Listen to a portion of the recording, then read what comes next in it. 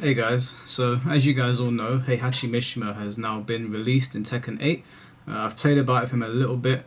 In training mode, he seems like an absolute beast, exactly what I expected. I expect him to terrorize us until we figure out what's really going on with him.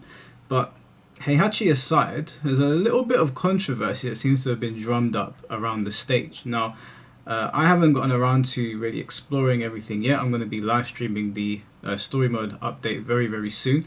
Maybe by the time you're watching this, I'll have already done it. But there's been some controversy around the new stage that has come out. And that is because the stage is charged DLC. And the story update is free. I'm going to read out to you a post that Harada's put up. And he's put this post up because a lot of people were very vocal today about how unhappy they were that you have to pay for the stage. And the stage should have been included in the Season 1 pass. That was the expectation by a lot of people. I don't know where people got this expectation from, because as far as I'm aware, when you're dealing with a business or you're purchasing goods, they tell you what you're buying and you accept. If you accept and you don't read, or you accept and you make assumptions, that's on you. Now, you guys know that I've been very, very hard on the Tekken team when it comes to their monetization practices, to the general infrastructure of Tekken 8. Although I enjoy the gameplay, there are issues with Tekken 8. Outside of balancing, which is not really something that I focus on too much. I look at other things and this falls in line with it. However, this is not on Harada or the Tekken team. This time it is on the community and the people that assumed that the stage was going to be free.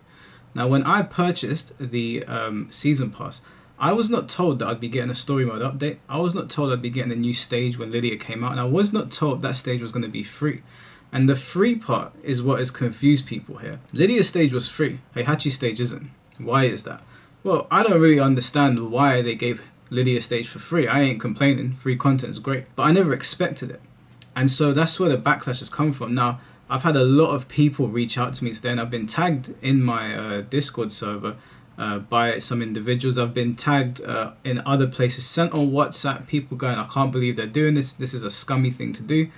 I'm just like, this isn't something that we can get onto them for. If you sell me a game and something's not working, and it's supposed to work as intended and it's not, we have a problem. If you sell me a game and there's I'm under the assumptions that there's not going to be a store in there, and then there is, like the Tekken team did, then we have a problem. Then there's something to talk about.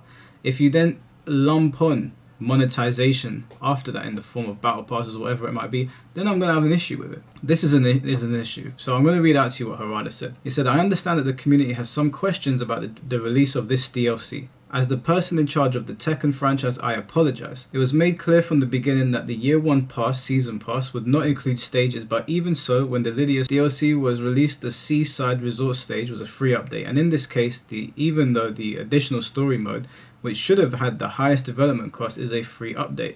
But the Genmaji stage was sold separately, which is Heihachi stage. And as a result, the release ended up being one that was not well understood or accepted by everyone.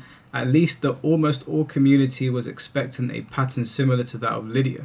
That part's very key there, expecting. Okay, we'll get back to that in a second. There are various reasons for this, but I will talk about the background to this as an individual in order to increase transparency to some extent. The Tekken project is divided into two companies, a game development studio and a publisher that is responsible for game sales. At that time of the development and release of Tekken 7, the development and publishing companies were not separate. As some of you may know, I moved to the development studio side a few years ago and have been focusing on maximizing the quality of the content, tech, graphics. The development side and publishing side have their own rules, and there are differences in the way they think and the responsibilities.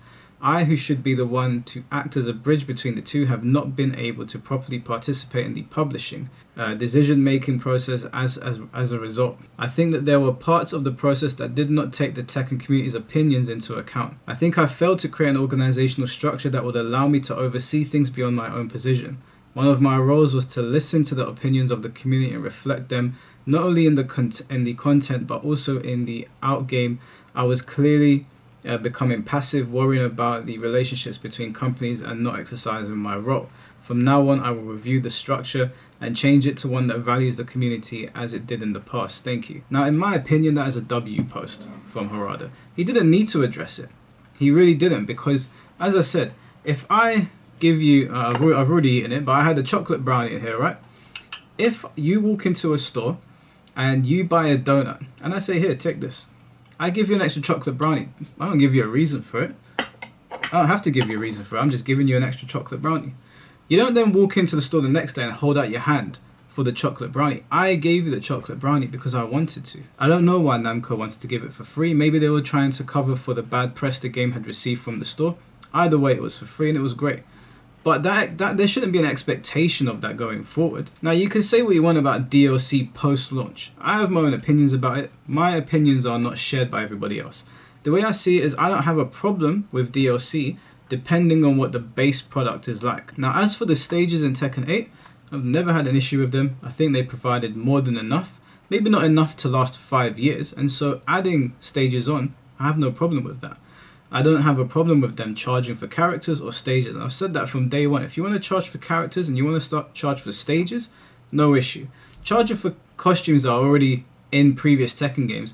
I don't believe them when they talk about how they cost a lot of money to put in Tekken 8. I just don't personally believe them based on things that I've seen from modders, based on things I've seen from people in the industry that are like, this is a bunch of hogwash because of these reasons here. Now, I don't know if Bandai Namco tells them to say certain things or if they're just saying it. Either way, that's not what this situation is. There was no mention of stages in the Season Pass. None whatsoever.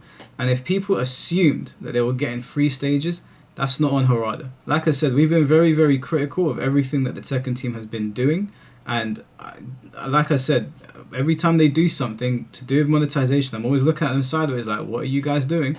This isn't one of those situations. So I do appreciate everybody sending them over to me. I know that people weren't sending them from a bad place. There was a lot of misconceptions because a lot of people, I had about 6 or 7 people on Discord private messaging me, and then I was tagged on in my Discord server. I was sent messages on WhatsApp, on Telegram, on all these different apps. And I know those people weren't doing it from a malicious place. It's because we've been fed a lot of schlop in the game industry, and there are bad practices that immediately you're like, wait a second, the Lydia stage was free, why isn't this one? The Lydia stage was free, maybe as a gesture of goodwill, I don't know. Maybe because they felt that they trod on our toes in the beginning.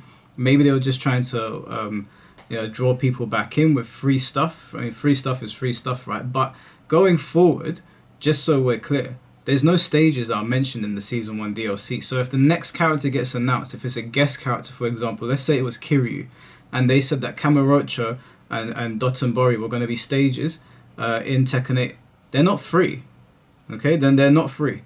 Now, I'm not flaming anybody that they misinterpreted it, because I understand the Lydia stage was free, and maybe the Tekken team could have done a better job at communicating. But to me, I'm a bit like, again, back to the chocolate brownie analogy. If you walk into my bakery and I decide to give you a chocolate brownie for free, you don't come in the next day and hold your hand out. I give it to you when I want to give it to you. You know, like I've been doing giveaways on my channel. I've done them for like 2 or maybe 3 streams in a row now. I can't remember. But I wouldn't expect people to come up to me and go, hey, where's my free game? Just because I've been doing them consistently. You know, I mean, first of all, that's rude. But there shouldn't be an expectation that I give when I can. And I guess the Tekken team gave when they can. So like I said, there's definitely times when we hold their feet to the fire. This wasn't one of those times. So let me know what you guys think, and I'll see you guys in the live stream.